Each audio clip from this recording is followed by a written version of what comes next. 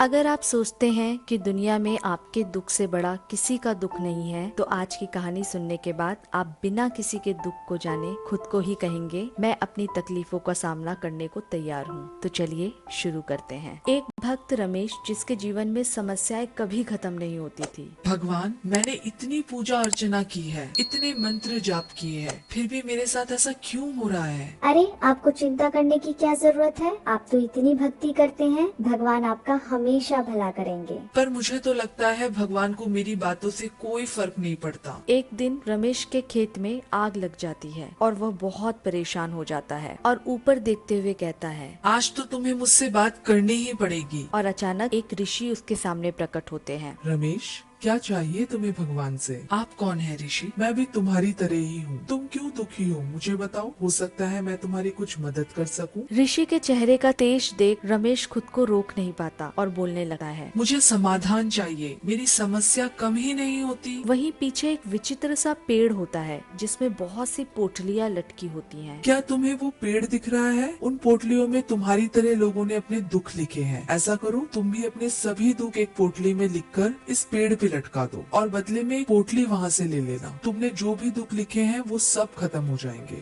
और बदले में जिस पोटली को तुम उठाओगे उस पे लिखी हुई समस्या तुम्हारी हो जाएगी। तो इस तरह से तुम्हारी सारी समस्या दूर हो सकती है। घर लौट के रमेश अपनी पत्नी को सब बातें बताता है और ऋषि की बात मान वैसा ही करता है। अपनी पोटली लटकाने के बाद वो उनमें से सबसे छोटी पोटली ढूंढ उसे उठा लेता है। जैसे ही वह उसे खोल रहा था, उसे लगा, अरे कहीं इसमें कोई गंभीर बीमारी तो नहीं? मेरा तो सारा जीवन खत्म हो जाएगा। ये सोच वो उसे वापस छोड़ देता है। दूसरी पोटली उठाते वक्त उसकी पत्नी कहती है, शायद इसमें हमारे परिवार में से कोई मरने वाला हो, इस बारे में लिखा हो। डर के कारण वो उसे भी छोड़ देता है। फिर तीसरी पोटली उठाते वक्त वो सोचता है, कहीं इसमें ऐसा तो नहीं लिखा कि मैं बहुत गरीब हूँ, भिखारी हूँ? इन सभी बातों से परेशान होकर उसकी पत्नी रमेश से कहती है, सुनिए, आप अपनी पोटली ही वापस ले आइए। उसमें जो भी समस्या है, हमें कम से कम उस बारे में पता तो है। हम अपनी परेशानियों से लड़ेंगे और उन्हें सुलझा भी लेंगे। अचानक से वही ऋषि वहाँ प्रकट होते हैं। यही मैं तुम्हें बताना चाहता था। जीवन में समस्याएं आएंगी,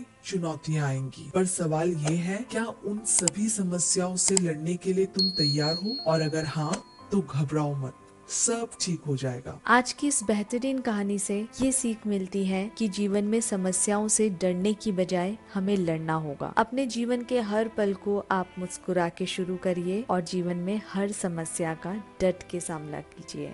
मैं फिर से एक नई कहानी के साथ लौट कर आऊंगी। तब तक के लिए नमस्कार।